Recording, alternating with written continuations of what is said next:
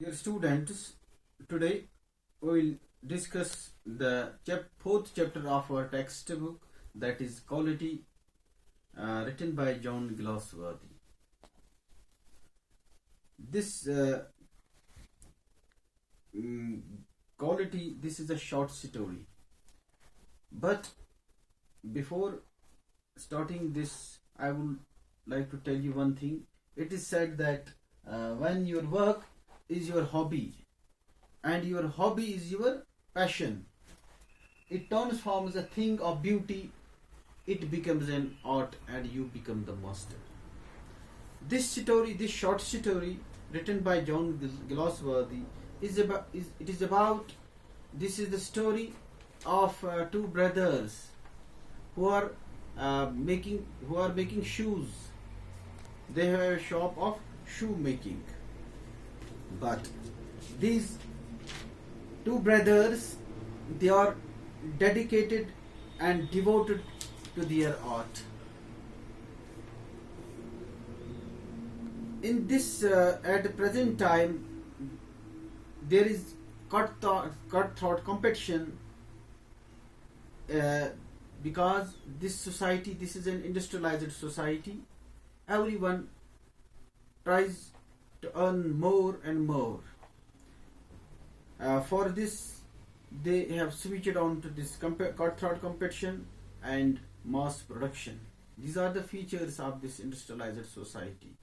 What happens in this case? When there is mass production, quality is always being sacrificed at the cost of this.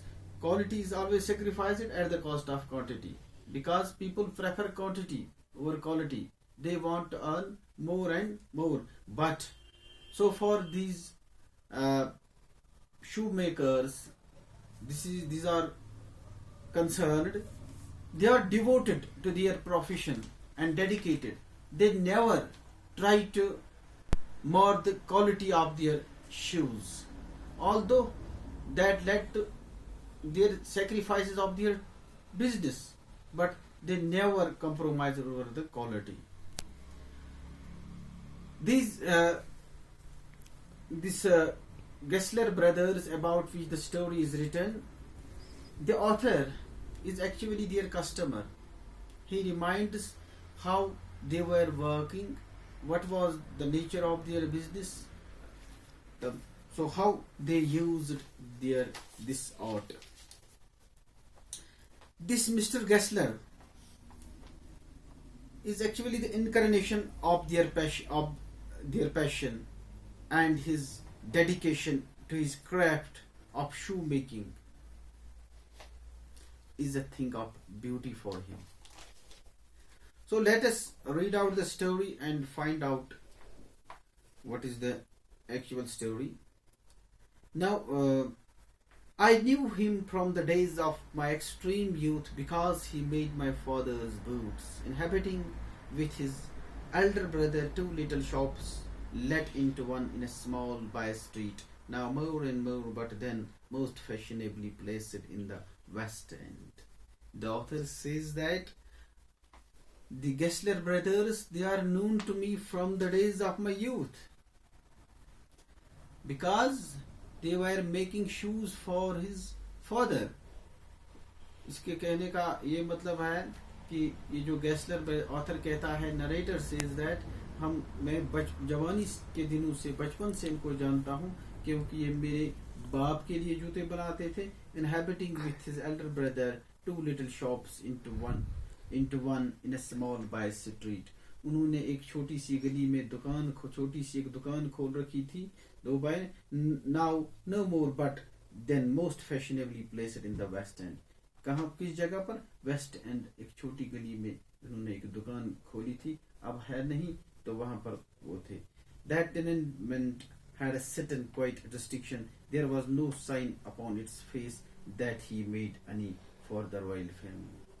उसके कहने का मतलब, उसके चेहरे पर ऐसा नहीं लग रहा था कि वो इतने शानदार अच्छे जूते बनाता था. Merely his own German name of Gessler brothers, and in the window a few pair of boots.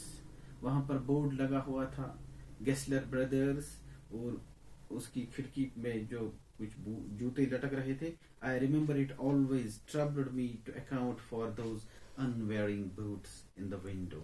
आज तक मुझे याद आ रहा है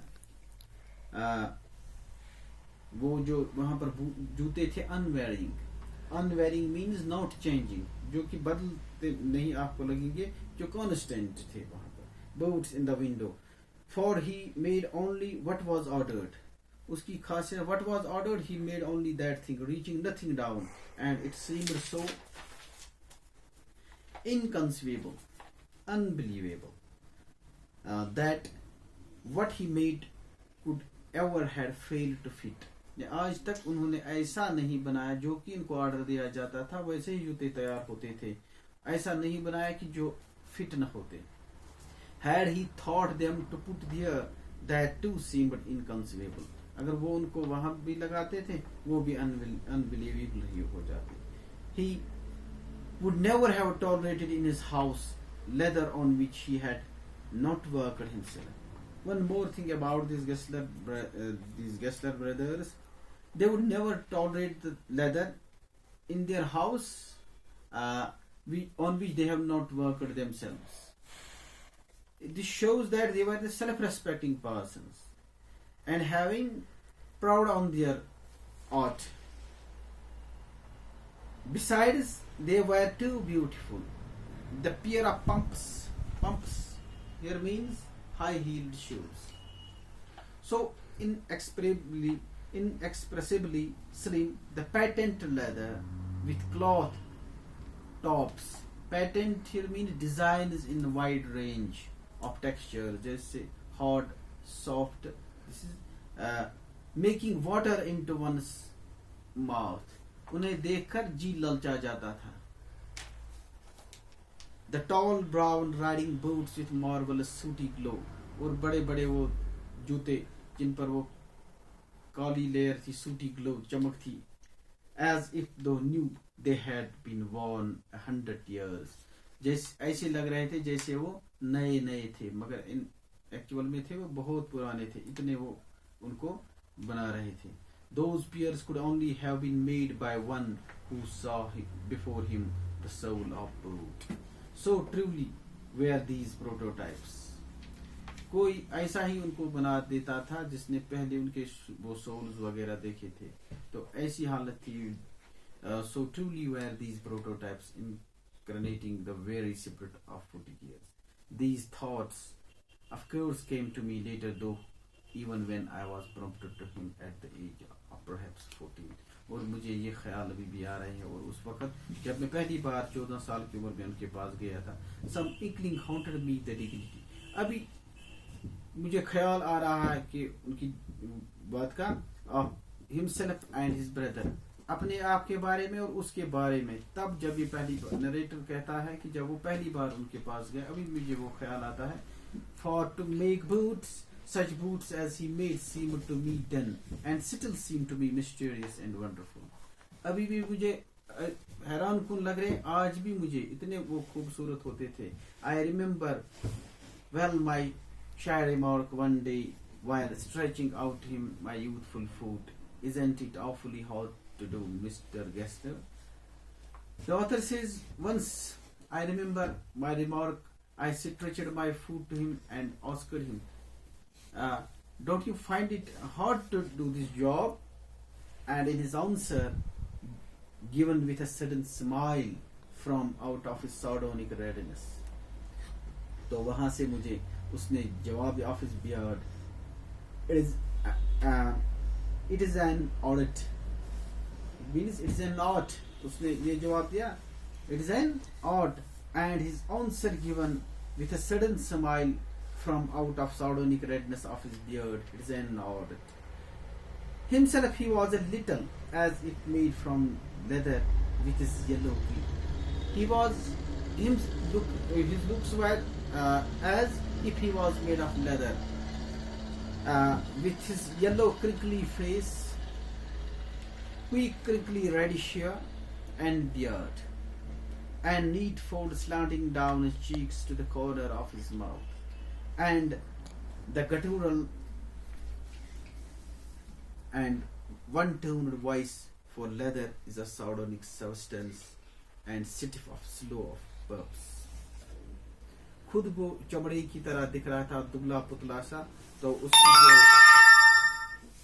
चेहरा था जो था येलो था, जर्द था, और क्रिकली इसके जो रेडिश लाल लाल बाल थे और दाढ़ी थी, और जो फोल्ड्स उसके चेहरे पर थे चीक्स के साथ साथ वो भी थे, of course of his mouth and his guttural. The guttural is actually the sound produced. This is the characteristic feature of German language. When sounds are produced, there is glottal effect. For example, we have glottal in English, ha, ga. In the same way, when he produced the sounds, there was a guttural effect.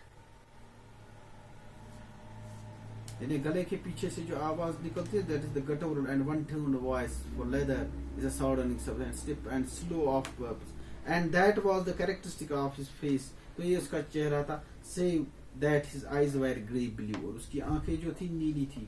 Had in them the simple gravity of one secretly possessed by the ideal.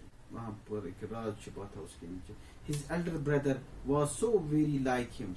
उसका जो छोटा बड़ा भाई था वो बिल्कुल उसी की जैसे था. Though watery, paler every way.